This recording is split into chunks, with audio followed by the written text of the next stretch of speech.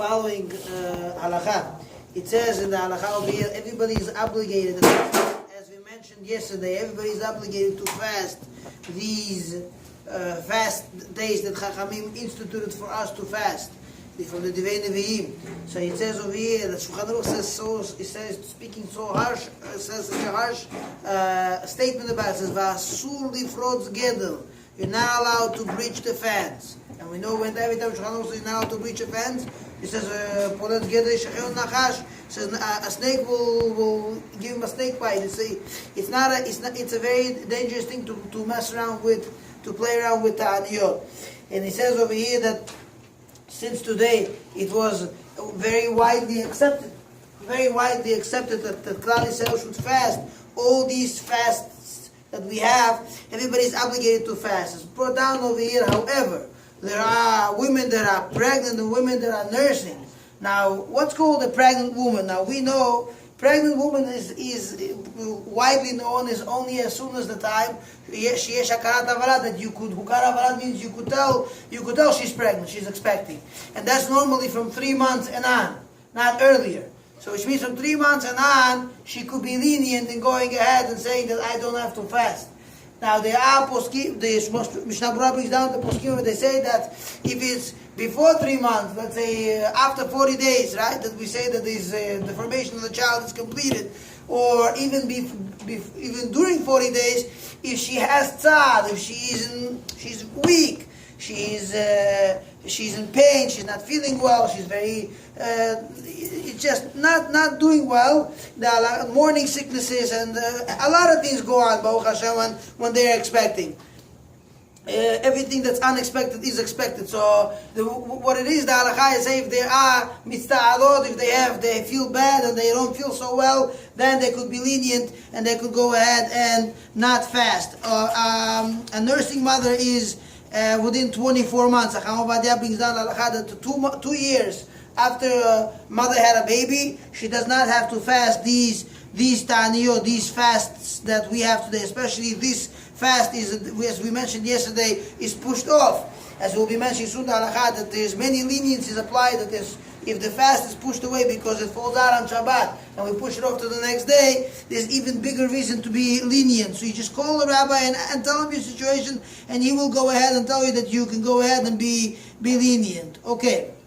Now, all these leniencies that we mentioned right now is only as far as these 4 fasts that we have, which is mentioned Yudayim Betamuz, Yudayim Betamuz, and then we mentioned the Tzom Gedalia and Asara B'Tevet. But when it those have the Tanit Esther, but when it comes to the Tanit of Tisha B'Av, Machmirim, the halakha is they have to fast.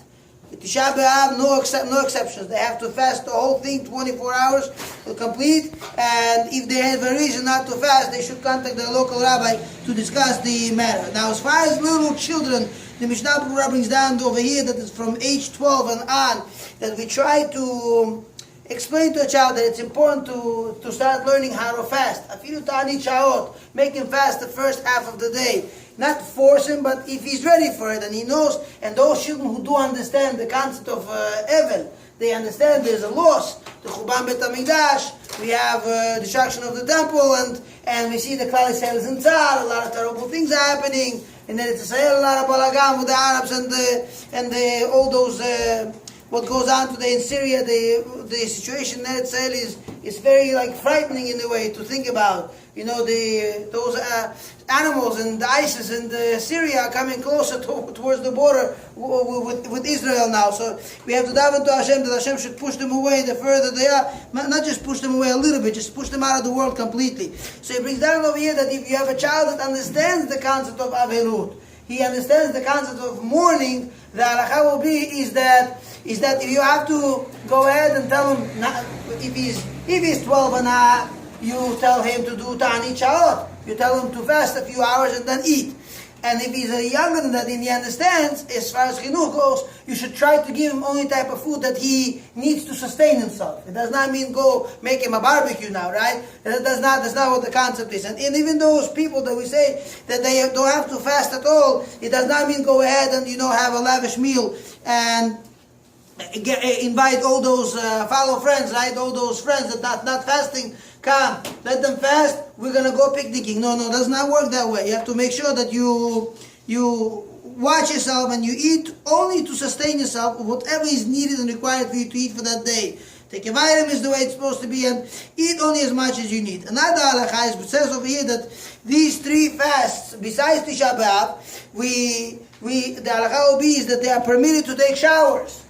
One can take a shower during these fast days, not a problem at all. Then there's another halakha they allowed to do sikha. In the old days, they used to apply oil, smear oils on their body in order to remove all the dirt and everything that you do to open up the pores, to soften the skin, and many other reasons why they did it. So this also permitted to do so during these fast days. Another halakha is that you're allowed to also wear shoes. Leather shoes are permitted. And also usage of bed. So people who are married, there's no problem at all.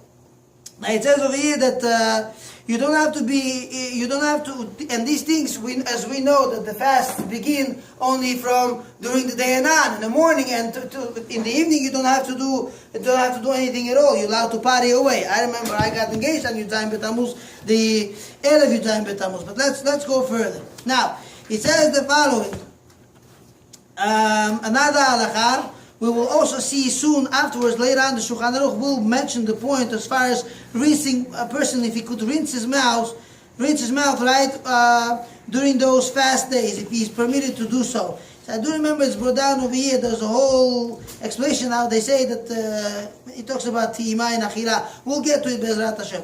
Another concept over here, he says that all these, as we mentioned before, all these fast days, right, that if they fall out on Shabbat, they all get pushed off to the next day. Besides Yom Kippurim, Yom Kippur, if it falls out on Shabbat, it stays there. It doesn't move anywhere at all. Now, another halakha is like this, as far as Shabbat before the Tzom, we know that every time that there's a fast day that falls out, we go ahead and we announce it. We say, Achenu Bet Israel, Tzoma, right? And we say with the Ta'aniyot which fall out. Besides 2 fasts, we do not announce them at all, which is Tisha B'Av and Yom Kippurim. We don't mention them at all.